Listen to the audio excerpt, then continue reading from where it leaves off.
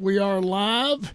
Hello, everybody. Thank you so much for coming and spending a little bit of time with us tonight. We're so looking forward to the teaching that Terry has um, uh, just sweated over. I'm going to say sweated over because early in the morning, many times Terry texts me little tidbits of nuggets and information and so I just Terry, I want you to know right now, I just love it when you do that. I don't answer full text because it's such a wow. I just say wow. And but we're looking forward to what Terry has to give us inspirationally tonight. Well, that was a big word to come out there, wasn't it? Inspirationally. But if you're listening tonight by Torah for the Nations YouTube channel, we're going to ask you to share this video. If you're watching it on B'nai Noach Connection with Israel Facebook page, we're also going to ask that you share the video and on both channels, give thumbs up, and please keep your comments. Let's see. I don't know if I can say this politely, but if you've, I'm just going to say it, Terry, right off the bat. If you've come in to just create havoc or mischief, we will remove you from the chat. Just to let you know right off the bat.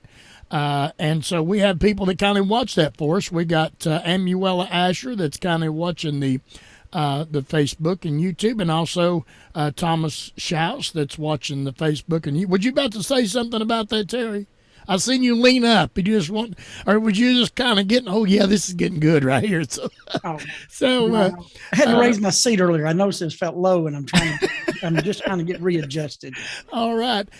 Before we ask Terry to greet everybody and we get ready for Sadaka time, I want to just remind you again. Rabbi Pesach Sherbo is back on Sunday nights. We had a great time last Sunday night.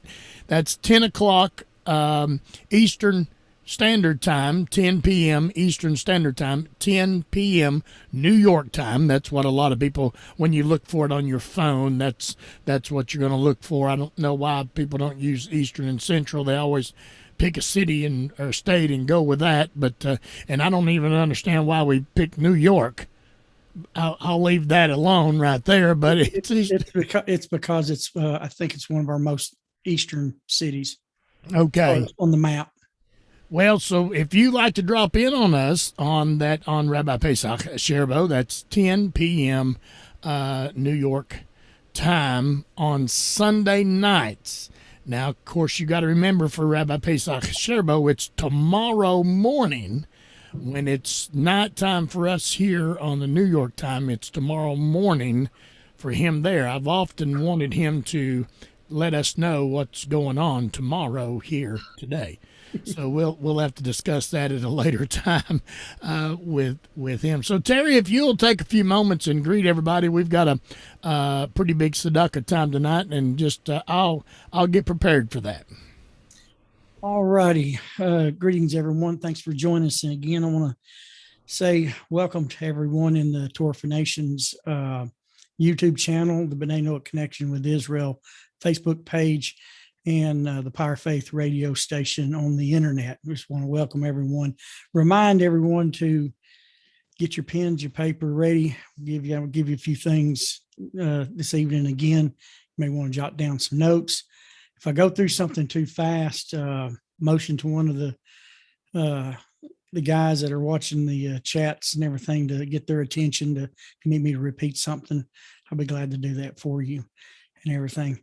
Also, I know there's a lot of things going on in the world, but here in Tennessee, the middle part of our state has had some major flooding. There's been some deaths. Loretta Lynn's farm was flooded. I believe she lost her the guy who ran her farm for her. I think close friend I've seen on the news. Thomas, your mic's off. What'd you say? 10 people? She lost 10 people and She lost animals. Okay, I hadn't listened the last couple of days. It just that first day it hit, I caught that. So yeah, it's a lot of flooding in that area. There are some charities you can go online, some East Tennessee or Middle Tennessee charities that deals with the flood victims. I really would like to encourage everyone to find you a charity that will help support the victims of the flooding. If you're going through something in your area, we know there's wildfires going on in other states. Support the charities in your state that has helped taking care of the first responders, firefighters, the victims. This is we need to learn to give to these things and take care of these people the best that we can, because there's a lot of people are hurting. A lot of people have lost their lives, and we need to pray for everyone, pray for our country, pray for the state you live in, pray for Canada. We got some Canadian people in here like Emwella. Pray for Canada, the things stuff's going on up there.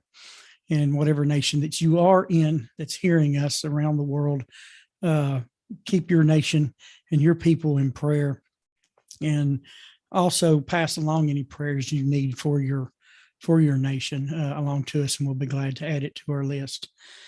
Scotty, you about ready? I am ready. Ready. Speaking of what's going on in Middle and Tennessee, on the No Hides of Tennessee Facebook page, Frank has put together. Frank, would you say something real quick about the charity drive we have on there? And I've shared it with several platforms, and I'm sure somebody has saw that, and you can inquire about that if you want to message me or Terry or even Frank. Frank, would you mention that real quick? I'll turn my mic on. Yeah, it's on our Facebook page, East Tennessee No Hides. It's a GoFundMe account. I sent Terry and Scotty, I sent you all links where you can actually go into the account yourselves. I don't know if you understood what that link was yesterday, but that's what it was for. So you can actually get into it, and you can track what it's doing and send thank you notes if you know somebody personally that donated or whatever. So we're up to $230, which is pretty good. And you know, I put a lofty goal of 5,000 on there just to shoot anything out there, but you know, every dollar counts. So whatever anybody can give, if it's 50 cents, a dime, or a minute of your time to pray, anything, we're thankful for all of it. But if you would like to, you can go to East Tennessee No Hides Facebook page, website, or find Neighbors Helping Neighbors on GoFundMe.com. And we appreciate anything you can do. So. We've shared that on a couple of different platforms. So I believe we shared it on Nog. They shared it for us, and then on B'nai Noah Connection with Israel Facebook page, we've shared that. And if you would like to find out about that, just give us a. Now we had talked, or maybe I better not bring that up right this time. But if you can give, it would be greatly appreciated.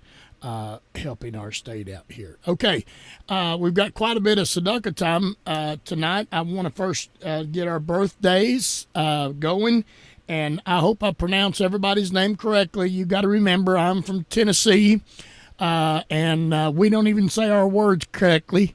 Did everybody get that? So we just do the best we can, and I grew up on Hey You, and so I thought that was my name. You know, when I grew up, hey, you come eat breakfast. So I thought that was, anyway. Okay, we've got Ida Bloom, had a birthday this past week, and we're giving tzedakah. Oh, we're using this tzedakah can tonight. So we've got a couple more I'm going to be showing, but somebody sent us this one, so we're going to use this one tonight. So Ida Bloom. Also, you know, we were talking about Richard Helton, how was he doing? Well, he had a birthday this past week, and so we're going to give tzedakah for him tonight. Now, this is one of the names I know I'm going to mess this up. I'm just preparing everybody right now. Leshem Shemaim. I hope I pronounced your name correctly.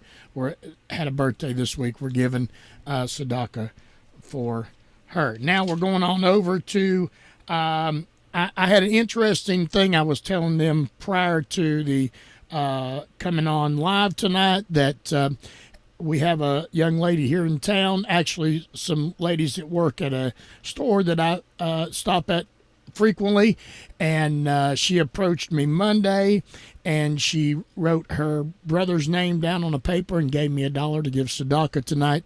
If you're listening tonight, we want to thank you all for listening and supporting what we do here.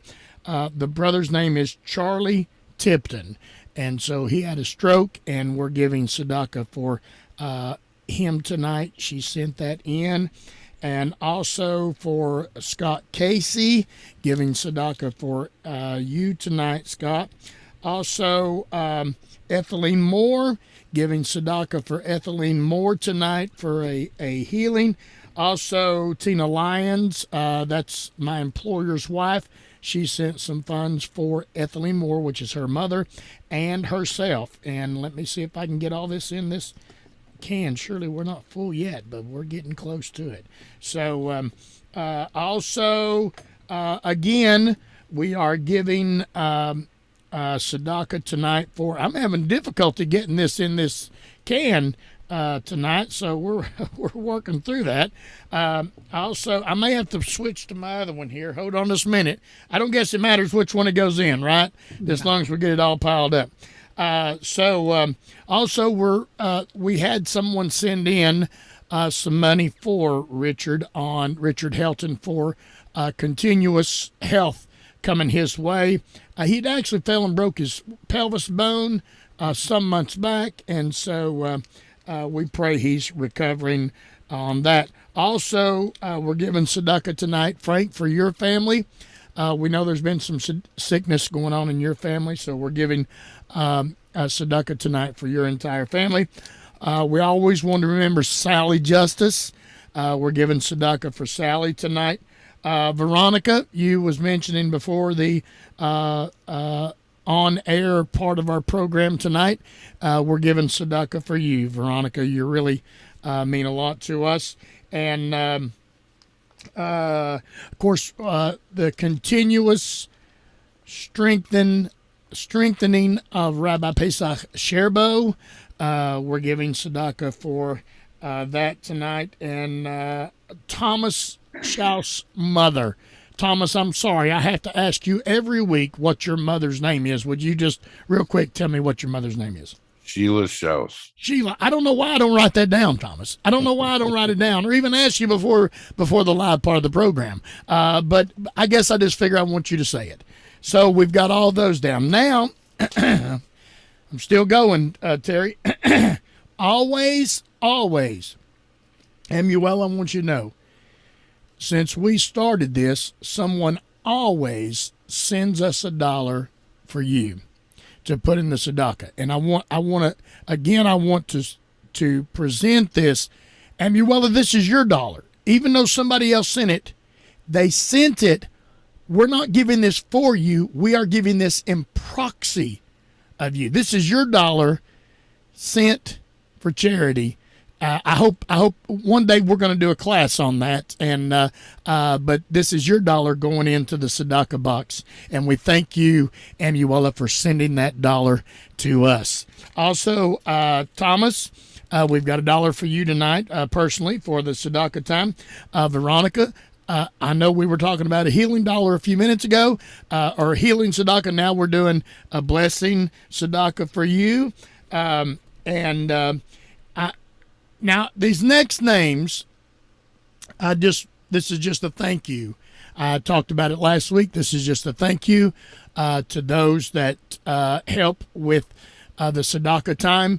And so we're gonna thank tonight Jeremy Kibbe, and Jeremy has given tzedakah for his family, so we're giving tzedakah in that, and also Larry Beck has sent tzedakah. Frank Kohler, we thank you so much. You've sent tzedakah in the past. I hope I'm not embarrassing anybody. I just felt like doing this, Terry, in order to just recognize a thank you for all those. Also, Noahide Community Foundation.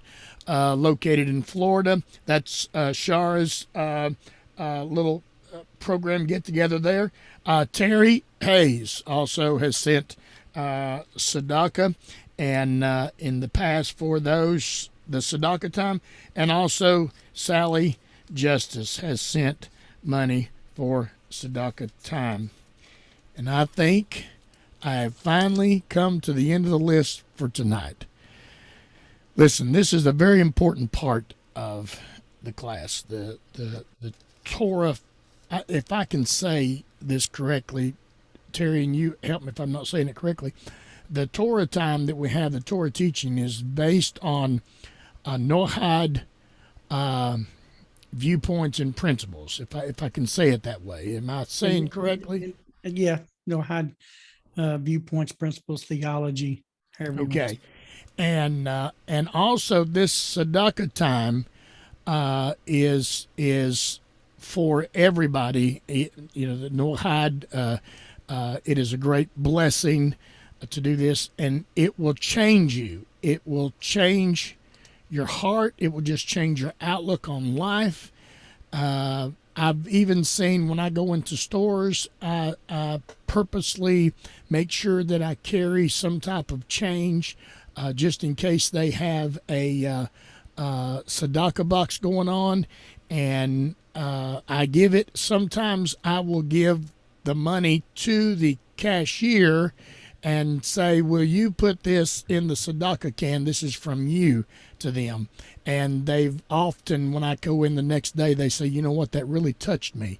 I never had anybody, bring it to my remembrance, bring it to my attention. We've got the can sitting out there, and I just kind of push for everybody else, but I've never had anybody that gave me something to put in it. And it really touched my heart. That's the testimony they give. And so, but it will change you. And in changing you, it'll change your family. Changing your family, it'll change your community. And together, we can change the world. Terry, Right. Go ahead. And always remember that tzedakah is not just about money. It's about, doing what is right. Just sharing a good conversation with someone at the store.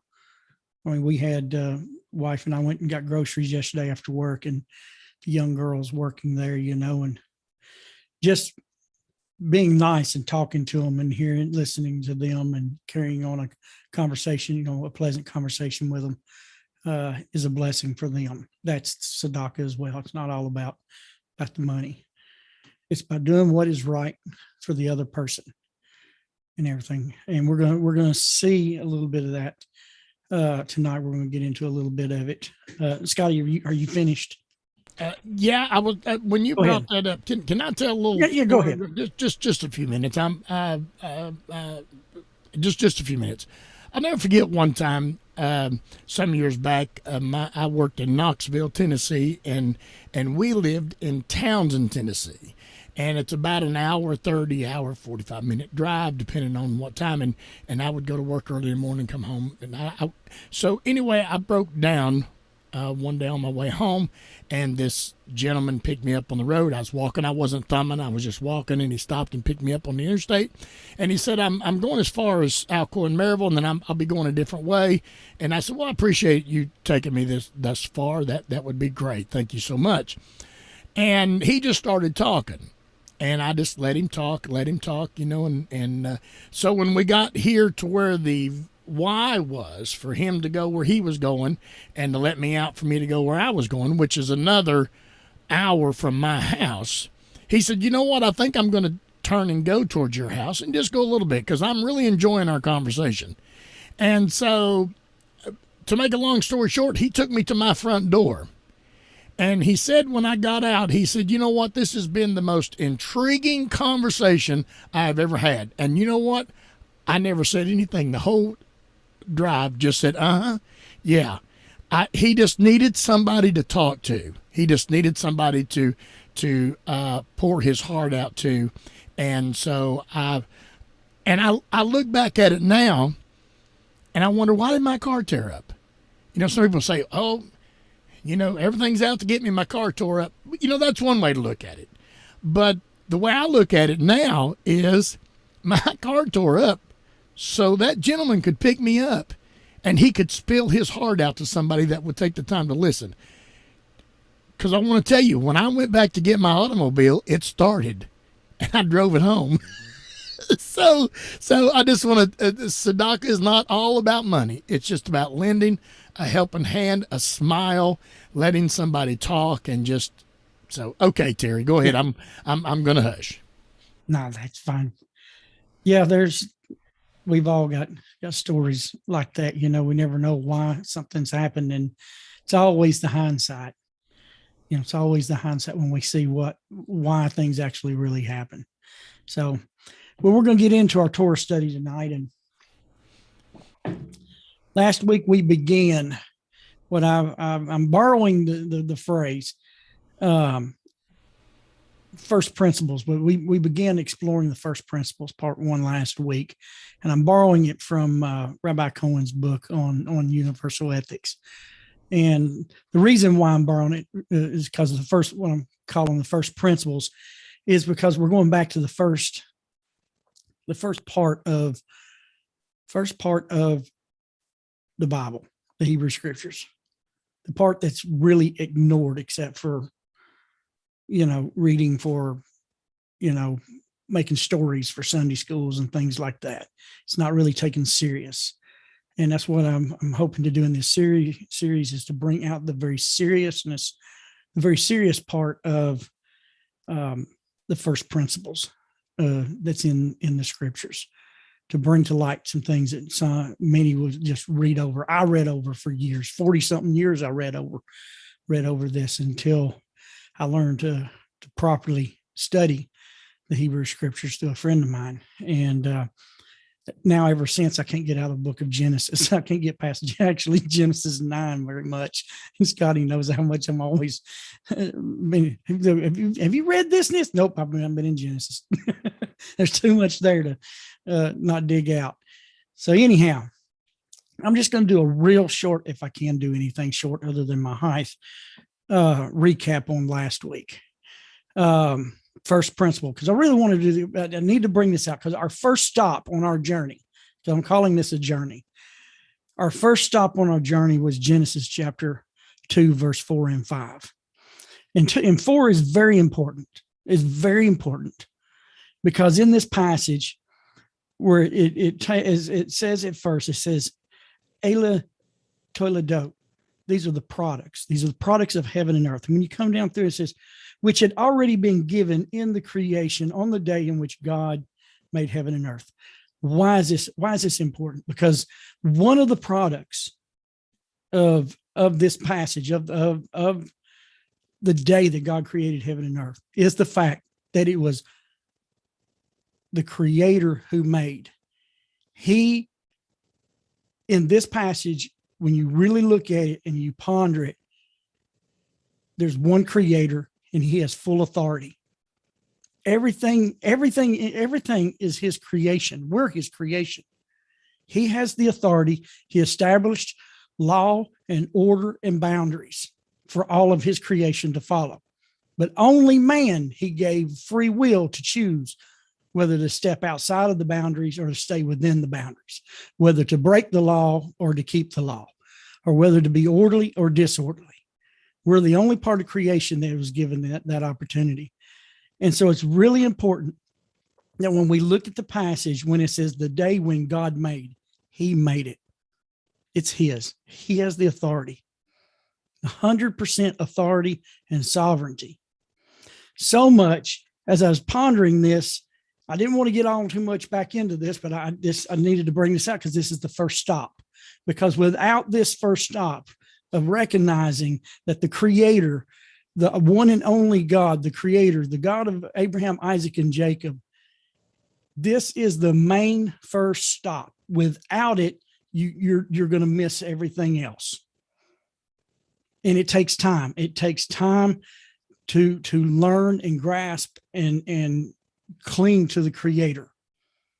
It took me years, and to finally, I mean, everyone has their own aha moment when that happens. But I want to show you how important this is, because these are the very words he says in Isaiah 45. You want to write this down on your notepad, Isaiah 45, verse 22. And I'm just going to read the English or the Hebrew first and then the English. It says, Ani el va'ain od. In the English, it says, I am God and there is no other. This is the first step in Genesis chapter 2, verse 4. I am God and there is no other. The word El is translated as God because there's actually not a word you can translate that into. God is not really, as far as a word, is not a very good word because El means power. It means source. He is the source of creation. He is the power of creation, and there is none other. He is it. There's not another power. A lot of people say, well, there is no power of good and evil. There's only the power of the Creator.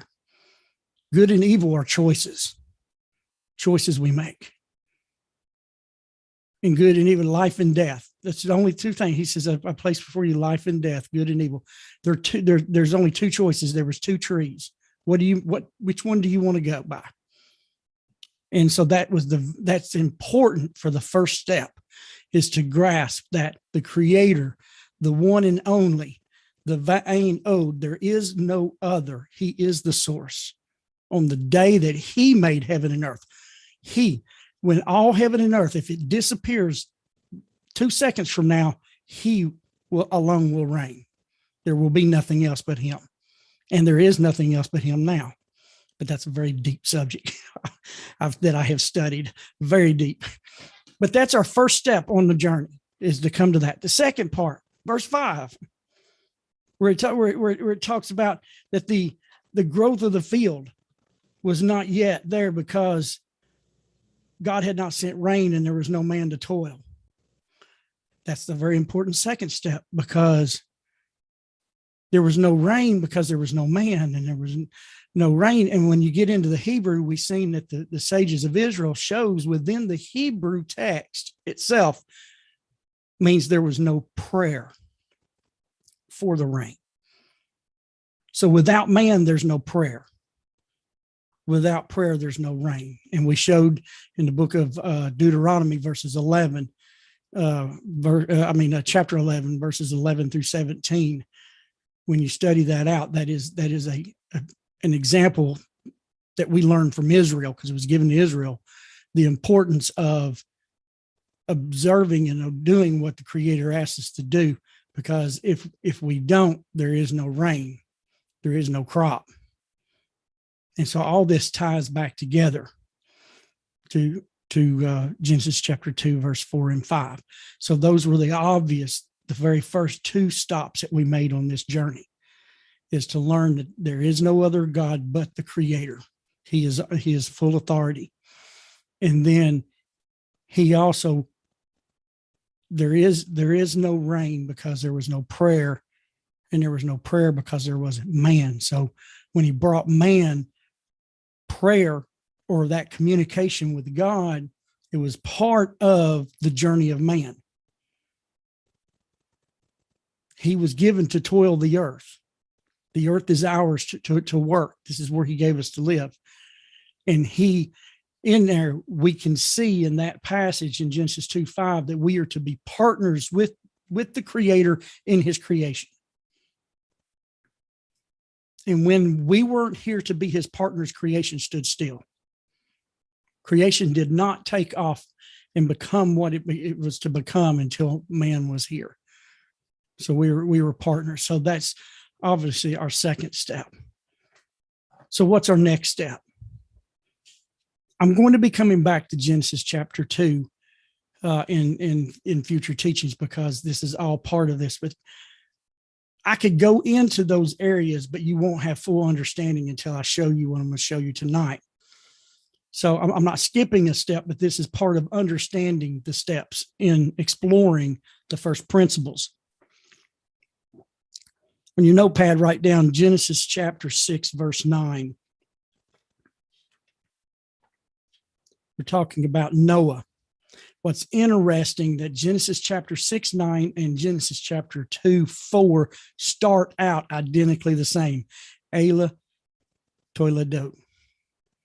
These are the products. But in our verse tonight, in our passage tonight, it says, these are the products of Noah. These are the products of Noah. Then it says, these are the products of Noah. Noah, a righteous man, was morally pure in his times, and Noah walked with God.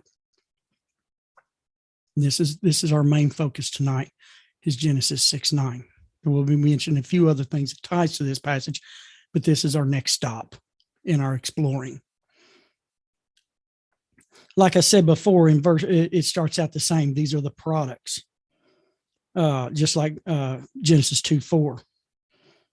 But this time, see, the last time was the products of the creation of heaven and earth on the day they were made. Now, this is the development within the history of creation.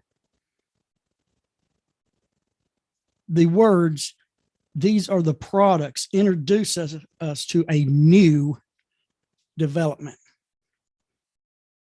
That development is Noah in what his picture of his life for mankind. It says mankind is about to perish. This is prior to the flood. Mankind is about to perish. Noah was the second Adam. He was to stand as the head of the new creation. I mean, not new creation, but new mankind. Sorry about that. Noah was to stand as the new Adam, as the head of the new mankind, because all mankind was going to be wiped out except him and his family. But what's interesting is, and we've taught on this before in this class, when you look at the product, and in some translations will say these are the generations of Noah, which is correct, but the better term in this passage is product, because it doesn't go immediately to his children. Remember, this is revealed information that was given to Moses to write down. This is basically what Hashem was leading and telling Moses to write down. So we see that his children is not immediately mentioned as his product. The very first thing, the very first product of Noah is Noah. It says, this is the product of Noah. Noah. The sages of Israel says that the primary product of a person is that person. The first yield of his labors, of his own character. The very first thing that you produce as a person is who you are. That is your first product. So it's listed here. It was Noah's first product.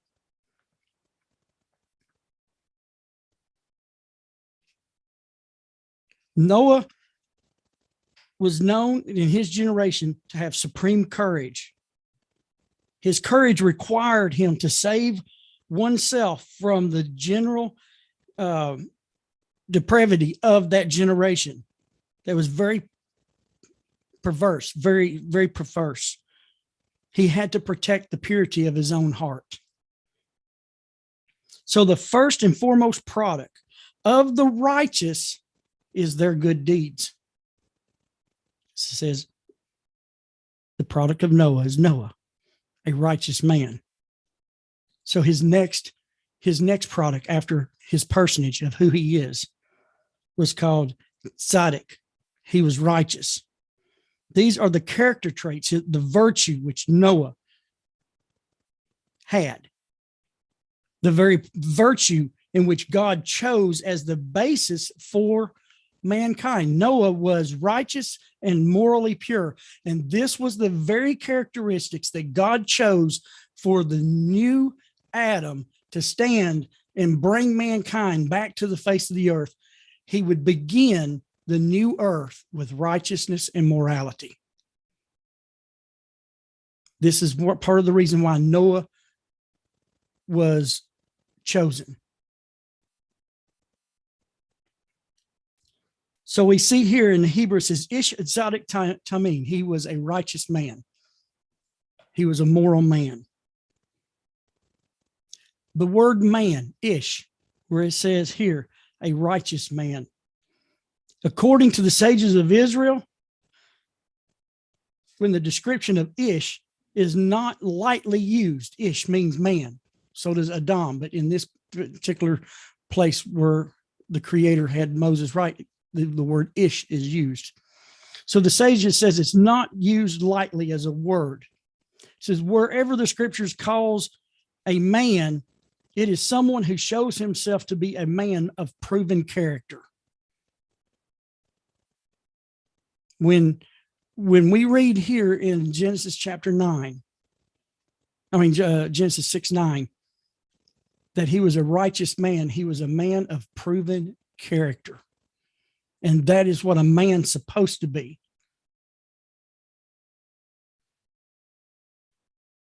Noah stood the test of courage, of manly character for 600 years. We talk about how hard we have it and what little short lifespans we've got. I know I have. And we throw our little tantrums and our little things, but here, Noah stood the test of 600 years of righteous character. When he walked with God amidst a changing generation. Now, talking about a changing generation, what are we going through now? Nothing near what it was then. It's roses compared to what it was then. As bad as it appears that what our world's going through, we haven't come near to the point where the Creator would destroy all mankind like it was in that day.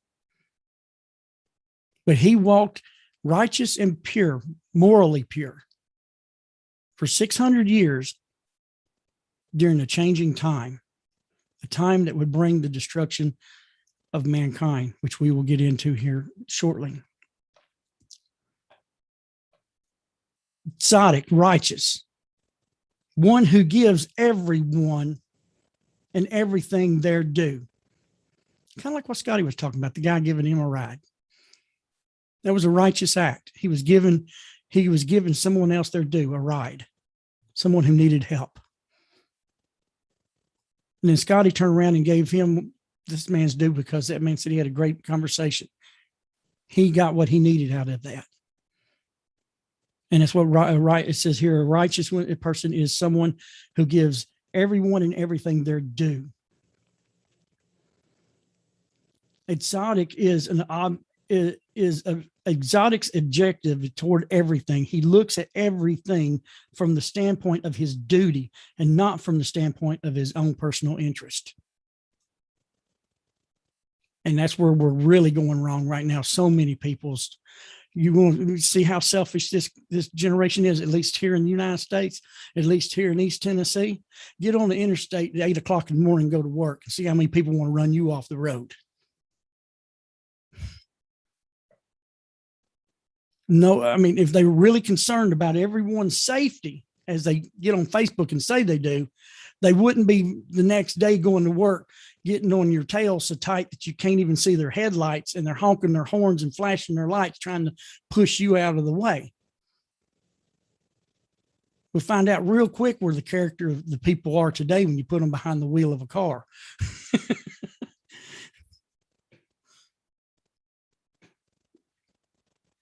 So it's not about, righteousness is not about personal interest. It's about the standpoint of your duty toward one another.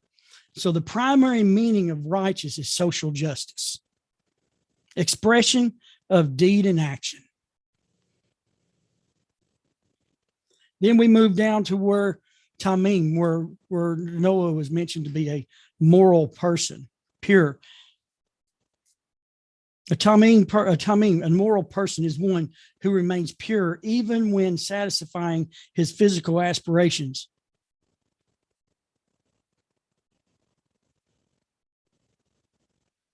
Thus, the basic meaning of tamim is self-control. So everything that was going on in Noah's generation, he was doing his duty of being right toward everyone, but he was also making sure he had a life of self-control. And sometimes that right there is the test of life, is learning to have self-control in the midst of the changing times and the aggravating times that can happen. When you broke down the side of the road, you want to kick the car. What you doing to me this time? Or you come home and the pipe's busted and the floor's flooded. You want to, we've all been there. We've had those times that test us, that seems to break us actually. But to learn to have self-control is a person who is morally pure. A tamim, a morally pure person, unites his aspirations and masters them within himself. One moral will masters all of his aspirations. External ailments that will be removed, and also bring in self-control, and his moral integrity cannot be compared. It's a tough walk. The part of being morally in control of yourself is one of the hardest things to learn. And yet God spoke to Moses, hundreds and thousand years later, and said that Noah was a righteous and pure man, and he walked with me. Now, anything on those, Scotty, I need to mention too before I go to the next step?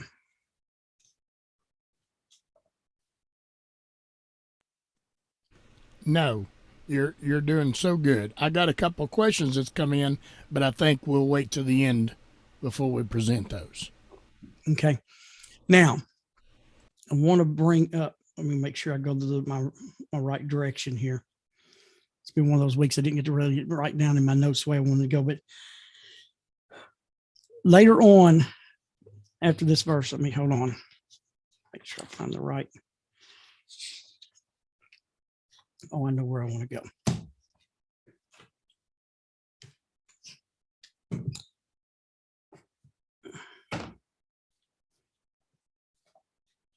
It says on in verse 11 of Genesis chapter 6, it says, now the earth was corrupt before God, and the earth became full of robbery.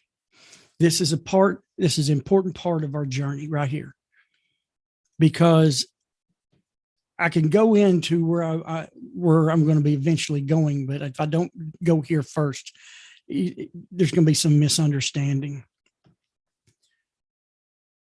When we look at the issue of the flood, one of the things that we never consider is that during this time, God gave rules to live by. We're used to the 10 Commandments, which is not commandments, it's sayings. And technically they were given to Israel, not all mankind. There were 6 at this time of Noah's life. There were 6 instructions that the Creator gave. And he doesn't give it 1, 2, 3, 4, 5, 6 the way he does in Deuteronomy with Israel. It's a totally different situation. These instructions were given, some of them outright, which we will get to, and you'll see they're stated right, but the majority of these are given as God's relationship with man grew. And we will see that, how they're derived out of the Hebrew scriptures. And some people say, well, none of this really existed. So begs the question. When we look at this passage, now the earth was corrupt before God, and the earth was full of robbery.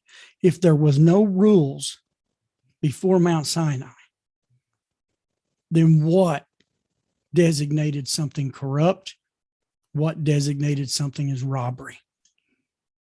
When the Creator, see, what we learned earlier on, and what we even learned when we were going through Psalms 145, is that the Creator established law and order and boundaries before he even put man on the earth. Everything was already here. It was now given that he was brought in and given the choice whether to continue in what was already here, or basically what he's done for nearly 5,800 years is create his own way. And we can tell that's not done very good for humanity. Been a lot of wars and death and famines and greed and lust throughout the years because we chose to do like saying, Sinatra, I did it my way. And then we find out it didn't work. But now the earth was corrupt before God. This is the first thing. The sages teaches us that the Hebrew word here that's translated as corrupt means idolatry and immorality. See, just after the times of Adam, times of Enosh, idolatry entered in. I'm not going to go into all of that. We're going to get into that as we go through the 7 behavioral instructions that the Creator gave. 6 he gave from Adam to Noah. He gave Noah the 7th one after the flood in Genesis chapter 9. That, like I said, we'll get to that later. But right here it says, now the earth was corrupt before God. How if there was not any instruction on idolatry and immorality, how did it become corrupt? If there's no law, then there's nothing broke. There's nothing to say that it's corrupt. If there's no speed limit on the road, then any speed can be there. There is no guide. But when you go down the road and you see that little white sign in black letters, there's a guide there to tell you how fast you're supposed to go. And so there was always been guideposts for man. Then it says, and the earth had become full of robbery, Hamas, thievery. The great Torah scholar, Rashi, is one of the great Torah scholars of Israel. He says that God's decision to punish the generation of Noah was sealed. The flood came at the time, and the flood was sealed due to the involvement of thievery. You cannot have thievery unless there has been the behavioral instruction that deals with theft. God gives us the definition of theft. And the reason why I'm going here is because where I'll be going next, not tonight, but in the next lesson, probably the next lesson, is the lesson that we're going to see about theft. And you're going to be surprised where we learn about theft as one of the first principles, the prohibition of theft. Nachmanides, another Torah scholar, he expands on the idea of Rashi, and he says that the law against robbery and stealing is logical. That is logical, and the awareness of its violation should have been obviously known. See, the issue of theft is one that really shouldn't have had to been brought up because it's just logical. You leave other people's stuff alone, especially if you grow up down here in the South and your mom and daddy taught you that. You don't go over in the neighbor's yard and bother anything, and when you did, you generally got met with a leather strap, and so, but thievery and robbery was so logical that it became so great that the sages says that it was basically the straw that broke the camel's back when it comes to the flood. Because see, the flood hadn't come with it just being a corrupt with idolatry and immorality. It came at the time when everything now was full of robbery. And thievery is taking something when someone doesn't know, but robbery is a violent theft. That's the best way to explain it. Stealing is when someone doesn't know you're taking it. You see something somebody's got and you take it when they're unaware. But robbery is violent theft in front of the victim. And this was what the earth was full of. The sages say this, that one who fears God, because of this passage right here, and I'm going to read you something out of Leviticus that the Creator told Israel a little later. That is another one of those passages that I've read over for, 40 something years, but never saw what it said.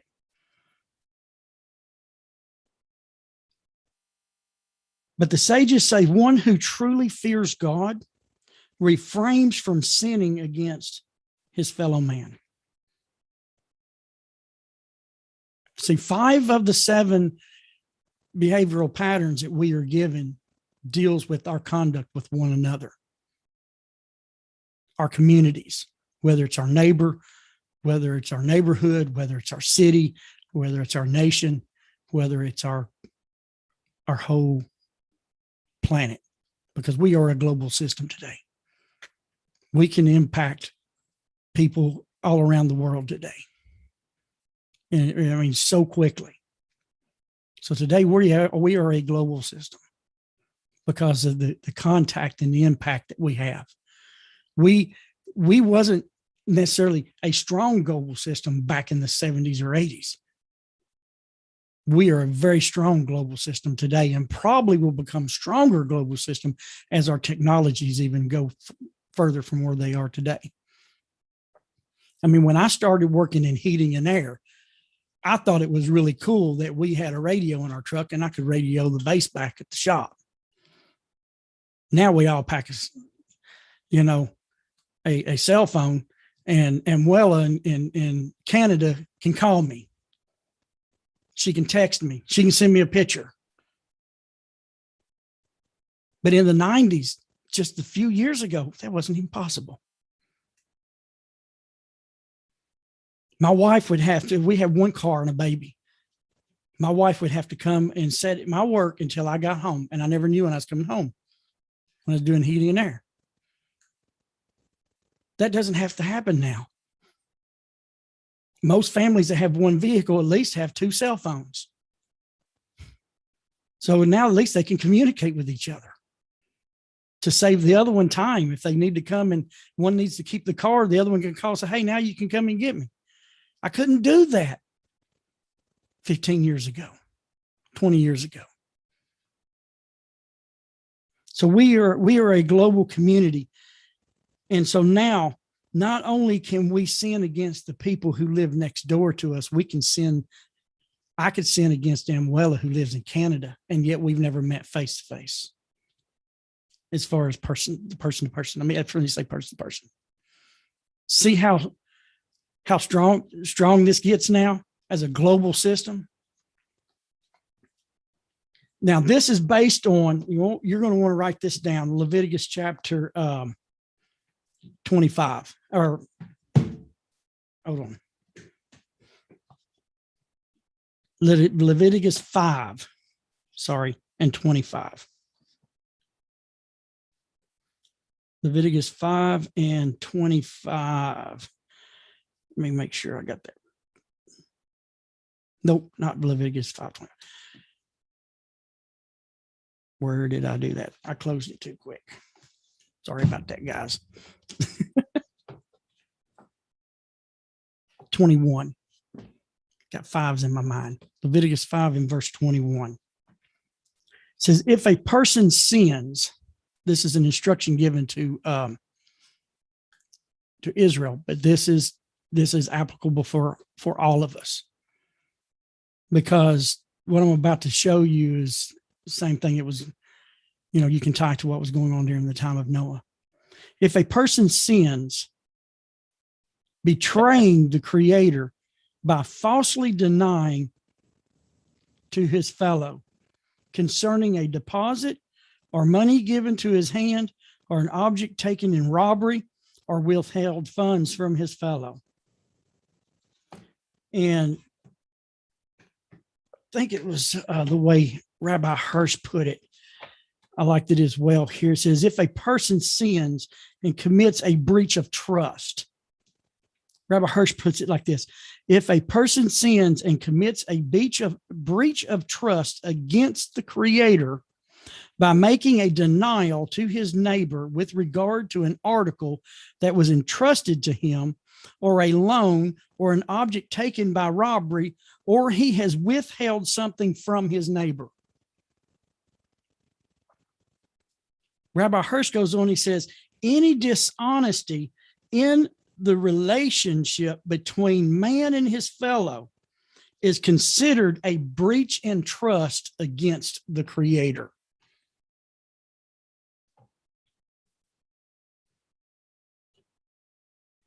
I'm going to say that again. That's strong, because this is what was happening at the flood. A breach in trust against the Creator. Any dishonesty in the relationship between man and his fellow is considered a breach of trust against the Creator.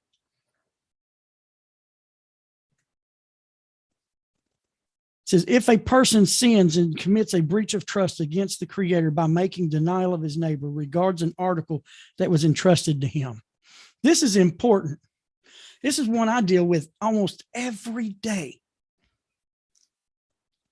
I ship out Toyota, Lexus parts all over the Southeast to body shops. At our dealership, we have a wholesale parts division where we wholesale parts actually all over the whole country.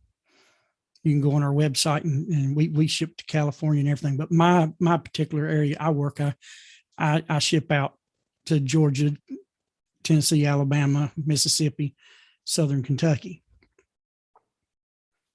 And we're constantly having to replace parts that are broken when they get there. One time I sent out 3 headlights that were multiple $1,000 headlights for Lexus. One particular one has a real sensitive part in it. And you just drop it, it breaks the mechanism in it. And this on a wholesale level is over $2,000. And that irritates because I studied this stuff. It says here, you actually breach a trust in God in regard to an article entrusted to you. If you are entrusted in see that product that I mail out, I send out, belongs to the person on the other end. They purchased it with their money. And if you are a delivery person who's delivering something, the way you handle that, you're handling someone else's property. And if you mishandle it, that is theft. Because not only did you take away from the person where it's going to, now it has to be reordered because you mishandled it. Now we have to replace it for free. It costs us because we're going to take care of our customer. And so this was so powerful when I read this week. A person sins and commits a breach of trust against God, making the denial to his neighbor. If you lie to your neighbor, I saw that this week.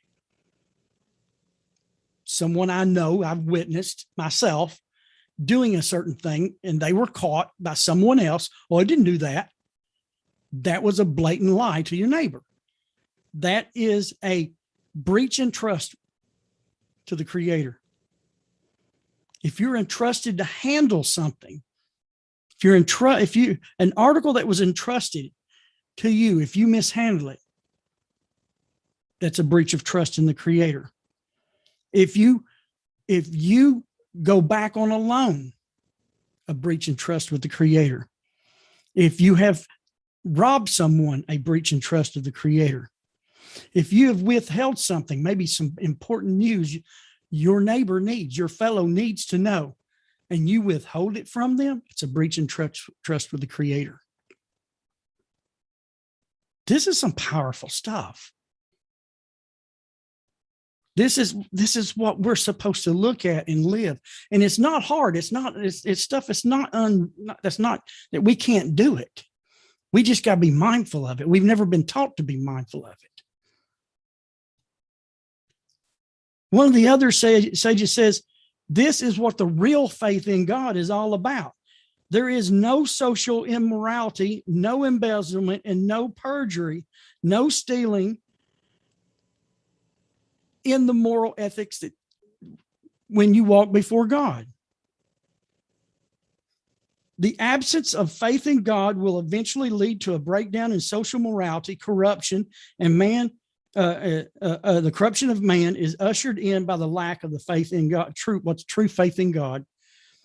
The crux of social ethics is faith is transcendental, personal God who expects man to imitate him. See, this is where we're going. This is the reason why I got to go here. This is dealing with Noah was a righteous and moral person. Before we go back into the very beginning, we need to understand that these things have been in existence before Mount Sinai. How to have a moral and ethical society. See, it's not religion. It's not religion at all. It's about living in a moral and ethical society that the Creator deemed He wanted us to live, the here and the now. It has nothing to do with the oohs and the ahs and the feelings and the emotions of religion. I'm not saying that stuff's not good. I'm a very emotional, spiritual person. We all are. We're going to be looking at some things. To be created in the image of God comes from your soul. So you are a spiritual being. We're not saying you can't be spiritual. But part of your spirituality is imitating God. And you imitate God through the characteristics that He has. He wants us to duplicate. God is loving kindness. He is merciful and long suffering.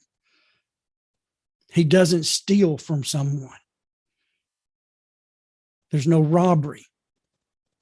There's we are to copy all of this. We are to imitate God in these characteristics to create a just and ethical society. That's what it's about. It's not about going out here, building a building and getting a crowd and starting a new religion.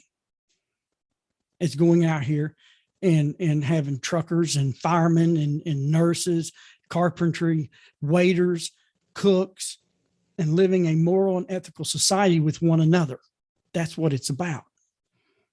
That's what Genesis is really about. It's not about building a religion. It's about building an ethical and moral society. And that's what we're studying. That's what we're exploring, is the principles that builds that society. How can we do this? I hope now when you go to work and you go out to the store and you go out in your life, you think about this here in Leviticus chapter 5 and verse 21, and think about how you act toward another person and that person's belongings is whether you breach your trust in the Creator. Hopefully that will stir within you to meditate on when you are about to cross that boundary. And what makes you a righteous person is when you do it because that's how the Creator wanted you to live. Not because you think it's a good idea. That's being wise. But being righteous is,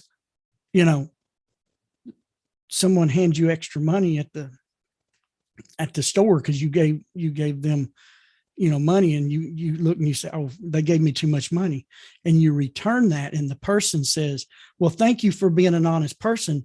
Your thought should be, no, it's not that I'm just an honest person. I'm doing this because the Creator, this is how He would want me to live. And then you're starting to walk with God just like Noah. Like Noah did for 600 years in a very perverse generation. And that's our next journey. That was our next journey. our next step in the first principles. I wanted you to understand that there was a set way of living that the Creator wanted man to live before Mount Sinai. Sinai was not the beginning of behavioral guidelines, laws, or commandments, whatever word you want to use. It wasn't the first. Actually, what we're talking about is the foundation of what happened at Sinai. What would become the foundation for the laws of Israel and mankind was given to Adam. Adam passed them to Noah. Noah passed them to his son Shem, and Shem and Noah and his grandson ever passed them on to Abraham, Isaac, and Jacob. And then they passed it on to his family, who would become the nation of Israel. So it's the foundation. We are talking about foundational first. I call it first principles in the use, that these are the foundational elements of society. Go ahead, Scotty. Great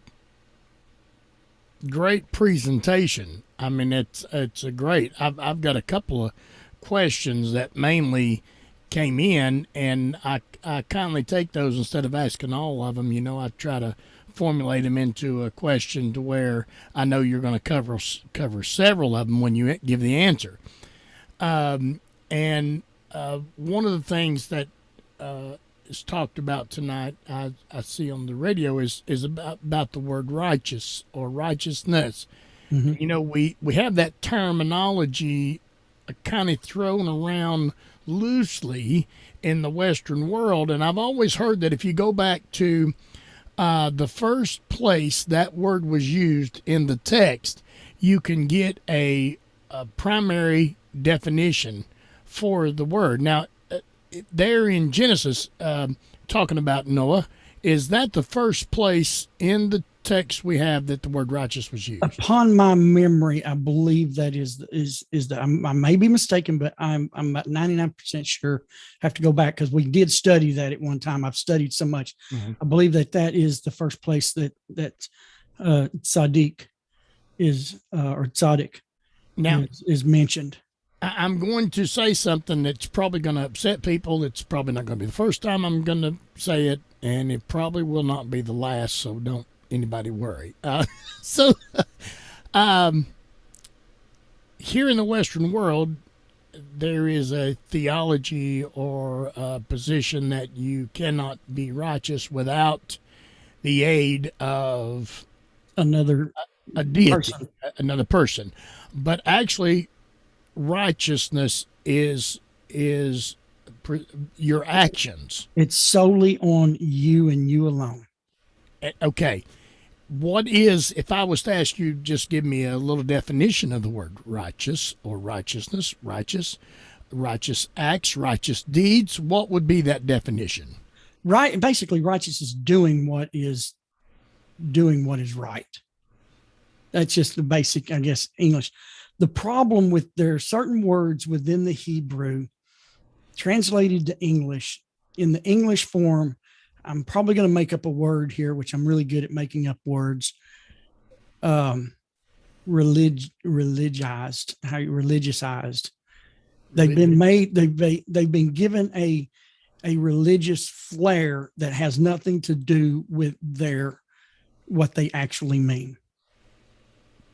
Did I say that okay? Yeah. So basically, what you're saying is they've taken the word out of context and built something around it that it doesn't even, in their minds, it doesn't mean the actual terminology. There's an English word I could say right now, but boy, yeah,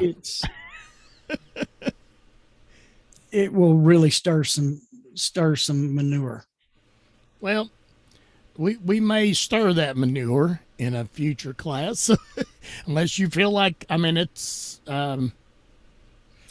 Okay, I'm going to say this, but I'm going to say this not in a derogatory form. Okay, please do not take this. Let's look at it linguistic. That was your disclaimer, correct? This is my disclaimer. I'm going to say this in a linguistic, a study of the language format. Okay, only, not morally, spiritually, but purely the language, the use in language. And that is the term gay. Gay means happy, always has been. But that is a word that's been used to mean something else that has nothing to do with its original definition. And righteous in English is one of those words that's been done to. Did I say that okay without? Yes. And I don't want to offend. I don't want to offend anyone or cause a problem. So I want to say this as a dealing with it strictly as a language issue, just language only. There are other words that just right now I can't think of anything, but there are words, especially today, that when they are used has nothing to do with the original content of that word in its original language, be it English. You know, we can look at different words. Let's take I've got a book over here. One of my favorite books is called The Prize Speakers, written 20 years after the Civil War, has portraits and stories about the Civil War. And you really get the sentiment in there about the Civil War the way we did in the 80s with all the Rambo movies and all of that, the feeling about Vietnam. Some of the words in that portrait, it's English. I can't pronounce them. And there's 3 and 4 letter words because they're not used today. And then there are words in there that doesn't even mean what they say there in our language today.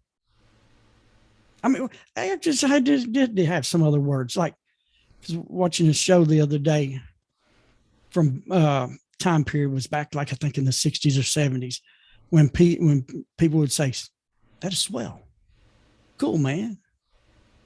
That's rad." It's colloquial. We take words from the past, turn them into a colloquial meaning of today, and that's really what happened with the word righteous in the Western religious arena. They took it from what it originally meant and colloquialized it into that specific area. Which really, and when you look at it, it takes the word and in removing it from its original content, there are many people that use the word often, mm-hmm. but doesn't even know the explanation, the definition, or the position of what they're actually saying. Right. And there are several words that's been translated into English from the Hebrew that's been done to, that we'll learn. Righteous is one of them. Others, when we get into some other passages, I'll show you where it's at. But righteous is doing what is right. That's basically in the English, but it's a tzaddik, like what Rabbi Hirsch was saying. He gave a definition of a tzaddik. Let me go back to that real quick. The primary meaning of a tzaddik is social justice. It is a social justice that is expressed through deed and action. And I can't keep the speed limit for you, Scotty. You're on your own. Are you kidding me? You mean when the police officer and that blue lights come up and you tell him, "Hey, Terry down Chattanooga's you're going to keep the speed limit for me," he's going to laugh as he's writing you out a ticket in that little metal book he's carrying. Yes, he sure is. So because you are responsible for your deeds and your actions, I'm responsible for mine. And that's what righteousness is. You're responsible for your actions. When you do the right actions, you're righteous. You do the wrong actions, well, not so righteous.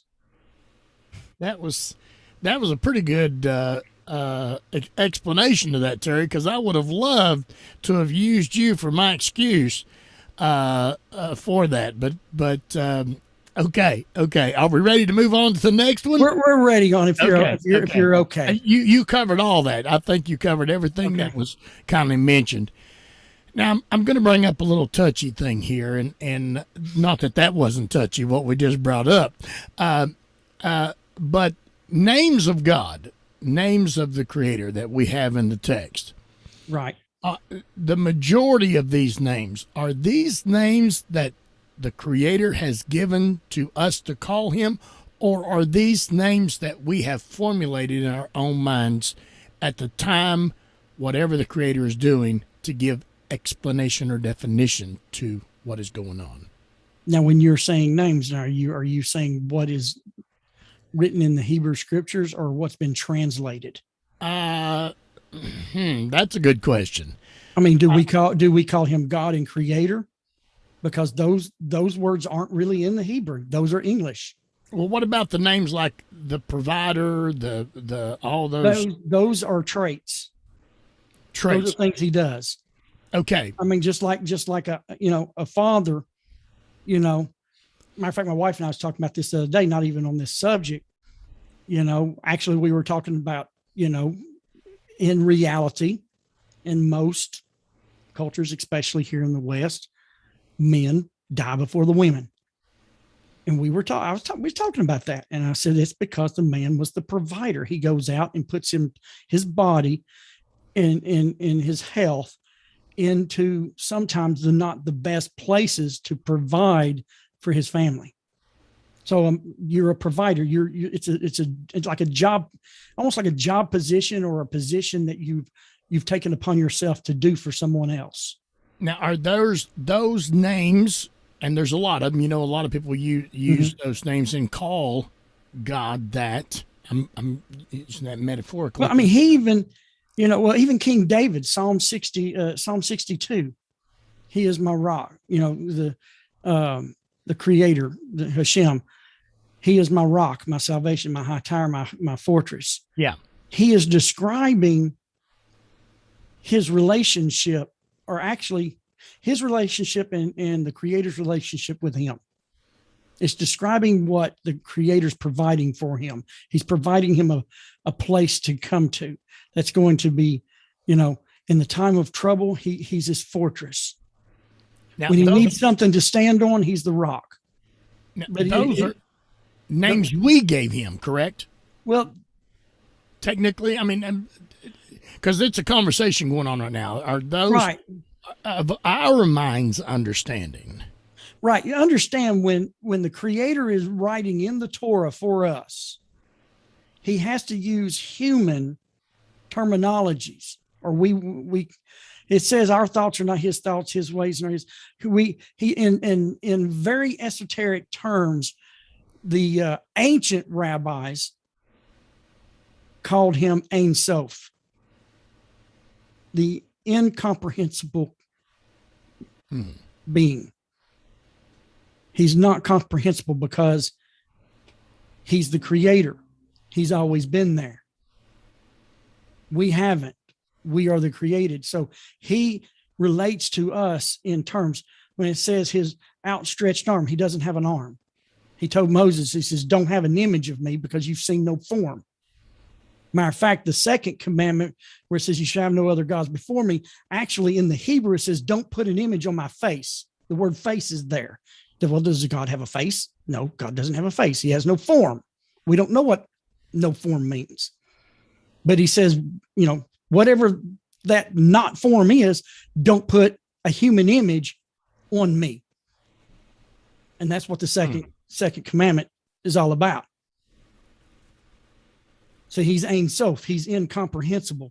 And so a lot of these names that we come up with, God, Creator, Rock, and all that, is for our benefit, for us to relate to him, not him to relate to us. Now, will we later on maybe cover any names that Hashem, that the Creator, has uses about himself? Yeah. There are names he uses in the Torah, in the Hebrew, about himself. When we get to the prohibition of idolatry, That will be a subject that will come up. Okay. And we will get into some of the names and some of the misunderstanding, because some people go out and they buy these dictionaries or whatever you want to call them down at Barnes and Noble, and they flip over to and find this word 237, and someone that went from English to Hebrew instead of Hebrew to English wrote and misunderstood it. Now they think they understand what that word is, and we can't do that. We have to go to the original language, and we have to come from there this way. Yeah. Like you said one time, we can't approach the Hebrew in 2021. We have to go back Yeah. to its original and then come forward. And that's what I love about the Hebrew people, is in their journey of the exile, which part of this was all deemed by the Creator, because it was said they would do this before they stepped foot in the land by Moses, that they would journey in the nations. Before they even crossed over, before Moses died, he told them they were going to do this. But they have taken the Torah into the nations, into every situation and every technology that's come forth in the last 2,000 and 3,000 years, and they've learned how that ancient document applies to everybody's life at the time they're living. Whether you live 1,500 years ago, before there was electricity and cars, there's instruction there for you how to live in that society. There's instruction there for us how to live in 2021.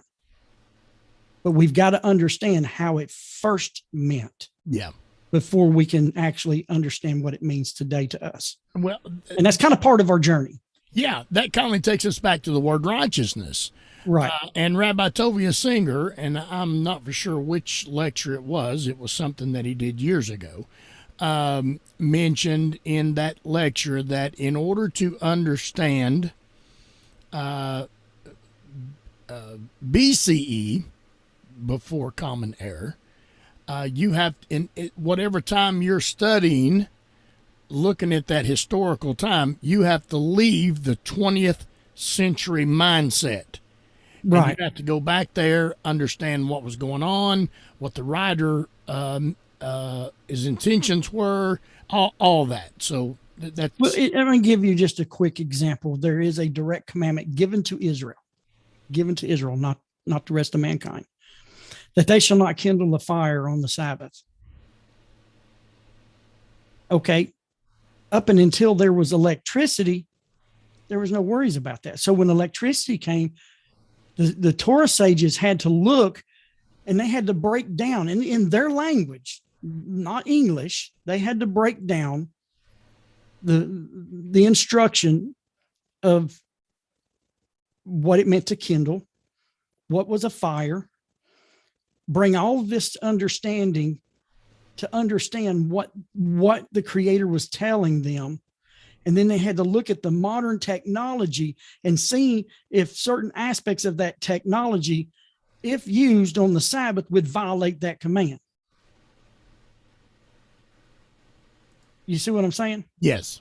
I know a lot of people don't understand why the Jews don't flip a light switch on the Sabbath. It's because when you flip an electrical device, it creates a spark.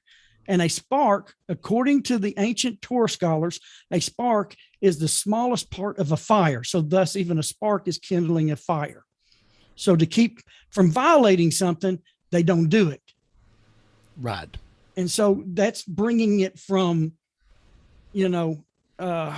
Sinai, what is 33? 50 is 58. What is it? 5870, 5878. Frank, is that this year, 5878, right? Oh, yes. No, it's 58. 58 or 5781. We're about to go into 5781. Okay, that's from Adam. Yeah. But from Sinai, when these instructions were given, that's like 3,400 years. So they're taking the instructions from 3,400 years ago to from an unchanging source, the Creator. He's unchanging. He's forever. This everything is eternal. That comes from his mouth is eternal. His instruction is eternal. So what does that mean from 3,400 years ago when they were in the desert versus today when they're here in Brooklyn, New York, 2021 with computers, air conditioners, all this stuff that's around them? How do these instructions still apply and walk with the Creator? And see, it's not a burden. It's not a burden. They don't want to breach the trust of the Creator. And so it takes time to take, and that's the reason why we just can't just look at something and come out of our mind. No, there's a lot involved in understanding today the eternal words of the Creator. I was talking to a rabbi here just the other day, and he was mentioning just that very thing that he used that as metaphoric on what our conversation was. And he said, it's not the fact that these things are being pressed on us. You can't turn a light switch on. It's that we want to observe the halakha so much. We want to know. We desire. We don't want to break the covenant. Right. So, a lot of people look at it like, oh, they're telling us not to do this, not to do that. That has nothing to do with it. See, the gist of it, because I got to studying into this several years ago, and it's very fascinating. I don't need to continue to study in it now from where the Creator has me in my path, but in the path where I thought I was going to be going, I started studying this. But basically, this is the way you need to what the Hebrew people is asked to do on the Sabbath is to refrain from any act of creating. See, when they hear of a Sabbath's rest, it's not about going outside and putting your feet up in the hammock in the spring breeze. That's not what that's about. It's resting from the acts of creation, because we are made in the image of God. We create. We want to create. We take a pencil and we write a sentence. We've created something. And that is in the image of the Creator. And so when it tells in Genesis that the Creator ceased, he says he ceased. It didn't rest. He doesn't need to rest. He has no feelings and energy like we have. His energy is totally different. He ceased from creating. Now, he didn't give a commandment to mankind at that time. See, our part of it is remembering. Like Rabbi Hirsch brings out, the possession of mankind is to remember the acts of the Creator on the seventh day, to take some time to thank Him for, and look at the mountains, go outside, look at the trees and thank Him for His creation. But when He made Israel a standalone nation at Mount Sinai, and they said, yes, we will do this. He says, as I ceased from my acts of creating on this day, so will you. Because see, they're His, as Exodus 4:22 says, you're my firstborn child. So I want you to do this. He doesn't expect that from the rest of us. But for Israel, they ceased from the acts of creating. That's all it is. It's not a burden. They stop creating and they spend their energy in relationship with Him. Most people in the shout of my voice here, or however you want to say it, probably have not spent their time in a true Orthodox synagogue. I have. On the Sabbath day. I was in tears. I was my first teacher, David Steinberg in Brooklyn. He was in his 70s. He's a Hungarian descent. Took me to one synagogue as the Sabbath was coming in, and there are prayers that are welcoming the Sabbath. It's called the Sabbath Bride. Oh man, I was sitting over in the corner and I was bawling my eyeballs out. Then he took me to his personal Hungarian synagogue for the rest of the evening. When they cease from the acts of creating, they can devote their time in standing before their Father, the King. And it's such an amazing, the majority of the service is prayer. And a major section of the service, which was written by the prophets of Ezekiel, Nehemiah, Jeremiah. All these guys wrote this part of what their service is today. It is such an intense part of the service that you're not even permitted to talk to one another. You're not permitted to walk in front of someone, because it would be like walking between the king and his subject, the father and his son. And it's so intense. It will just, I can't tell you the goosebumps and the tears that you have when you get to experience, when you get to see Israel, the firstborn son of the Creator, in relationship with their father, their king. It is amazing. And you can forget about how the law is burdensome. No, that's their relationship. They forget all about earthly creation and to take time to be with him. And that's not what we're supposed to do. We're given a different duty. And so it's not a burden when they don't flip a light switch, when they don't cook on the Sabbath. They've got other ways that they take care of that according to Jewish law. They don't carry anything out in the open outside of their house, outside of their dwelling. It's not a burden. It's part of the relationship. Sorry, I went a little long there. No, that's good. But I mean, I've been in a few services that rocked my world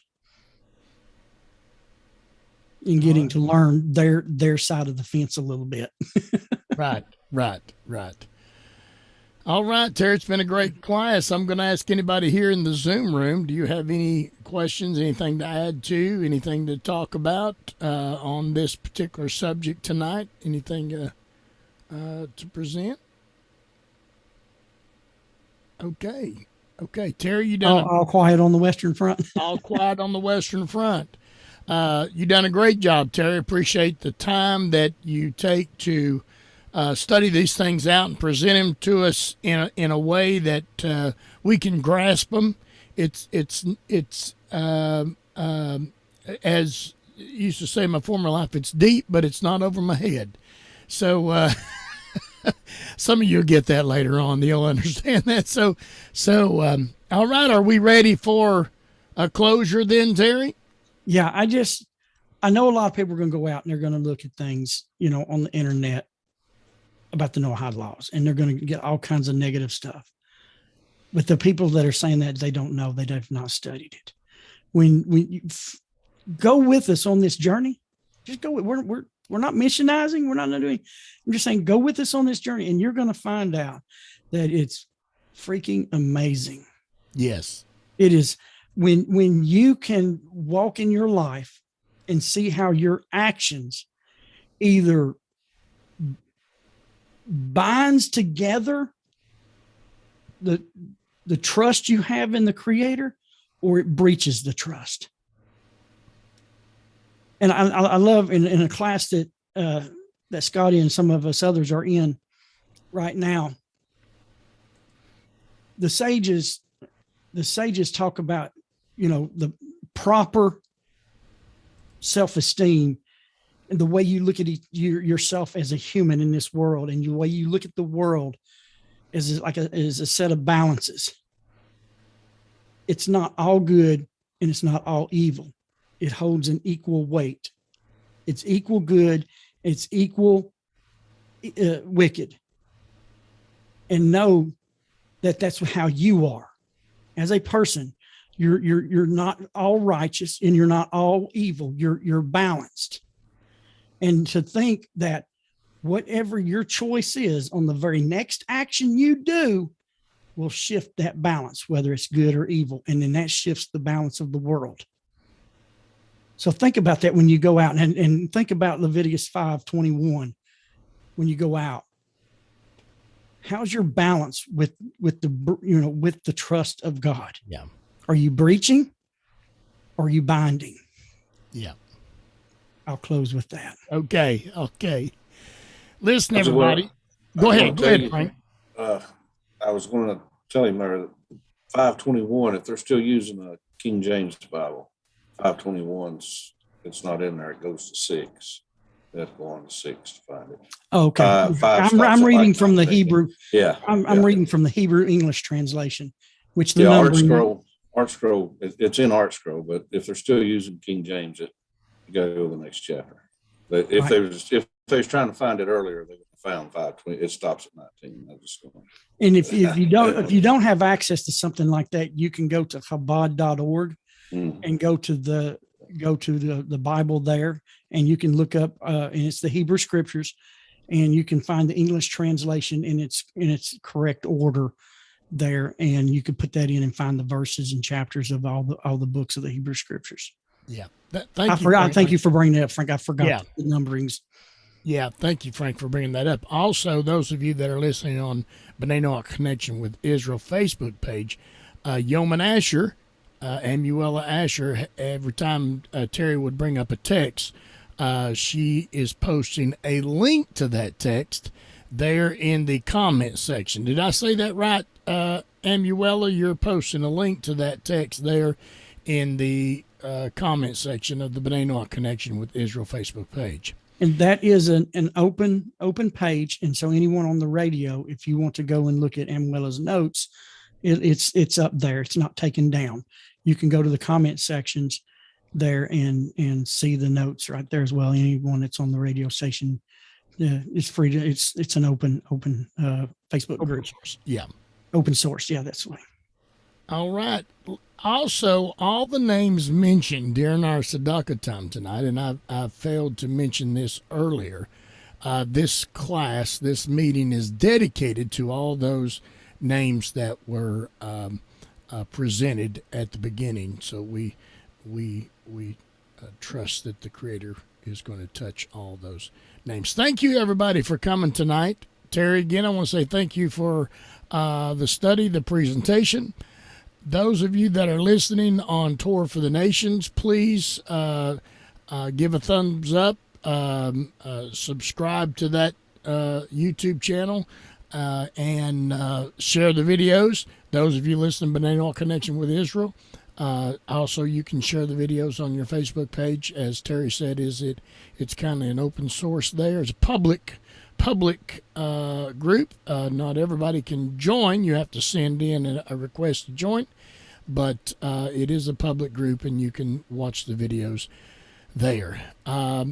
Please also remember this Sunday night, Rabbi Pesach Sherbo at 10 o'clock New York time, 10 o'clock Eastern Standard Time, PM. Let me put that PM in there. And he just started a brand new series, and he'd love to see you there. And we will be looking for you next Wednesday night right here, and coming to spend some time with us and listening and absorbing and getting understanding from the text. I love it. I love it, Terry. Thank you so much. And without further ado, also, let me thank you, Terry, for bringing up the radio. I want to thank everybody that's listening on Power of Faith Radio. And we've got quite a few listeners tonight. I want to thank you for listening.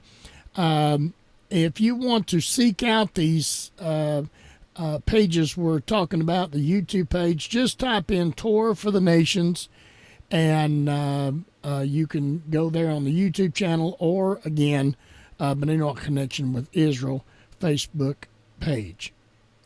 Until next week, we will see you Later.